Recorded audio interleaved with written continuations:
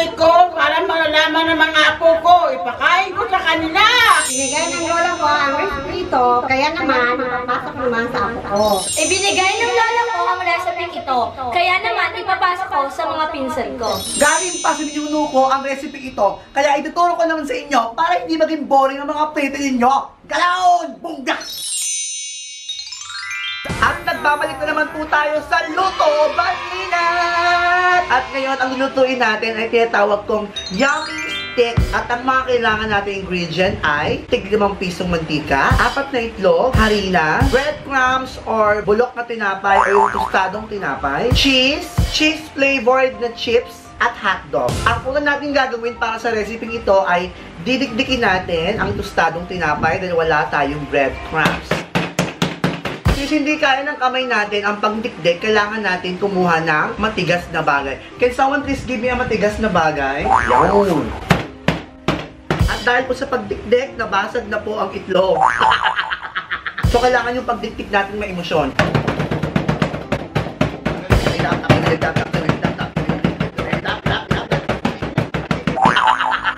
Dunog na dunog na yung itlog. Unahin na natin ito. Ice cream yon. Bilang mga ice cream na dito. Ilalagay na po natin dito. Transfer natin siya. May buo-buo pa siya. So, ang gagawin natin ay sasalain natin ito gamit ito at ibubuo siya dito. Kung may pera po kayo tayo na mahirapan, bumili na lang po kayo ng breadcrumbs. Ngayon naman ay babasagin din natin ng mga itlog. Bungga! At babatihin po natin ito. Gaya ng pagpapati mo. Dahil dyan, lalagyan po natin siya ng pampalasa. Pero dahil hindi ito sponsored, hindi rin mabakit na kung ano to. Wala dyan kung ano to. Comment down below kung ano to. At kukuha tayo ulit ng panibagong plastic labo, 2, dahil pipit-pitin natin ang ating mga chips. Perfect timing ang paggawa nito kung broken-hearted ka. Dito mo ibuhos lahat ng galit mo. Umiyak ka? Umiyak ka ha? Umiyak mo ko? Bongga! Bongga! Kompleto na ang lahat ng ating pang-coating!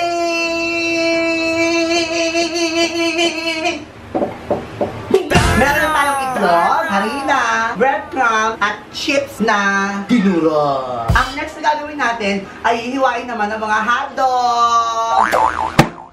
Ang next naman natin gagawin ay hihiwain natin ang mga cheese.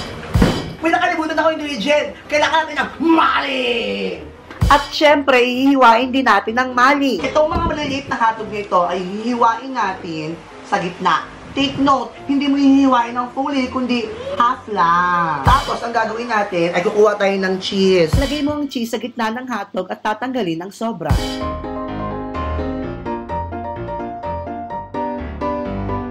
Sana pala cheese dog na lang tayo, no?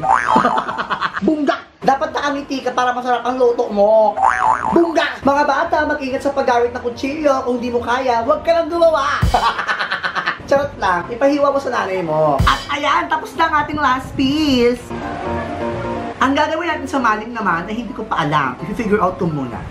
2,000 years later. Hindi ko pa din alam. Ang galing! At dahil ang dami natin ng cheese, i-slice natin ito at magiging itong cheese stick. Para sa maling naman, i-slice natin ito na parang french fries. Kaya magiging siyang maling stick.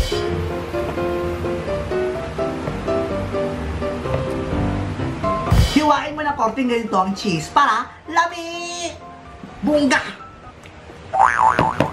Tapos na! Bungga! At tapos na ang ating mga chenilin! Ang gagawin naman ngayon ay i-coat natin ito gamit itlog harina, itlog breadcrumbs, o itlog chips. Ulitin ang proseso hanggang maubos ang chenilin. 3 flavor para bongga na!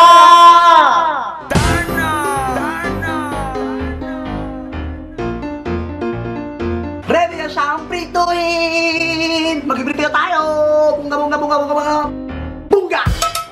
At mag-iprito na po tayo! Bubuksan natin ang ating kalan. At papainitin natin ang ating kawali. Para malaman natin kung mainit ang kawali, hawakan natin ito.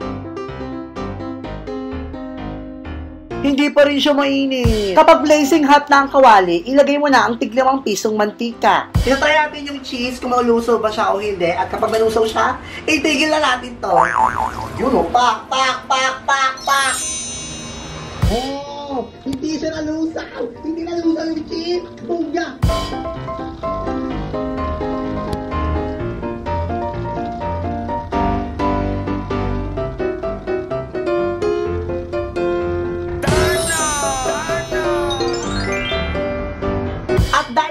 itong lantakan. Tara na! Mag-taste test tayo! Taste test!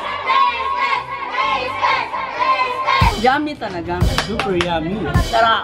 Lahat masarap. Ano? Sarap! Ito maganda! Hotdog namin, sista! At para malaman ng iba ang recipe ito, huwag mo kalimutang i-share at i-like mo na rin ang video ito. Mag-subscribe ka na sa aking channel, Lloyd Cafe Cadena, ito may second vlog channel, Lloyd Cafe Cadena Vlog, para bongga lang! Bongga! Ganon.